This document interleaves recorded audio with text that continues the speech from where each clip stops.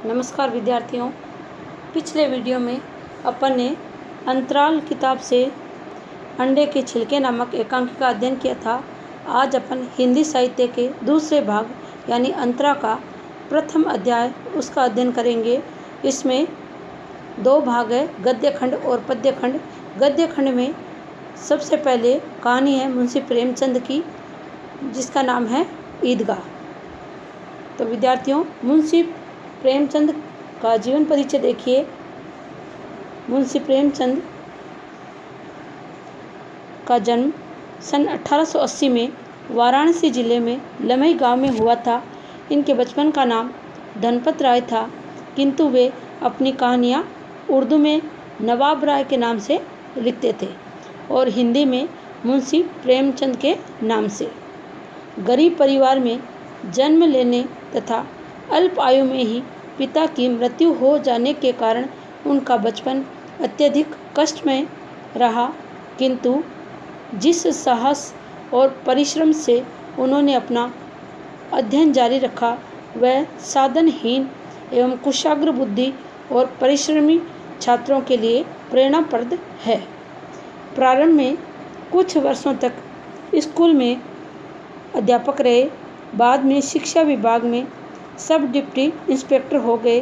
कुछ दिनों बाद असहयोग आंदोलन से सहानुभूति रखने के कारण उन्होंने सरकारी नौकरी छोड़ दी और जीवन साहित्य सेवा करते रहे।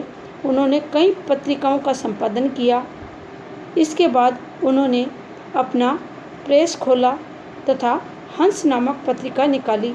सन 1936 में इनका देहांत हो गया। मुंशी प्रेमचंद जी ने लगभग 1 दर्जन उपन्यासों एवं 300 कहानियों की रचना की। इन्होंने माधुरी एवं मर्यादा पत्रिकाओं का संपादन किया तथा हंस एवं जागरण नामक पत्र भी निकाले। इनकी रचनाएं आदर्शोन्मुख यथार्थवादी है, जिनमें सामान्य जीवन की वास्तविकताओं का सम्यक चित्रण किया गया है। समाज सुधार एवं राष्ट्रीयता इनकी रचनाओं के प्रमुख विषय रहे हैं। इनकी प्रमुख रचनाएं हैं प्रेमचंद जी के प्रसिद्ध उपन्यास सेवा सदन, निर्मला, रंगभूमि, कर्मभूमि, गबन, गोदान आदि उपन्यास है। इनकी कहानियों का विशाल संग्रह 8 भागों में मानसरोवर नाम से प्रकाशित है, जिसमें लगभग 300 कहानियाँ संकलित है। करबला, संग्राम और प्रेम की वेदी इनके नाटक है। साहित्यिक निबंध कुछ विचार नाम से प्रकाशित है। इनकी कहानियाँ अनुवाद संसार की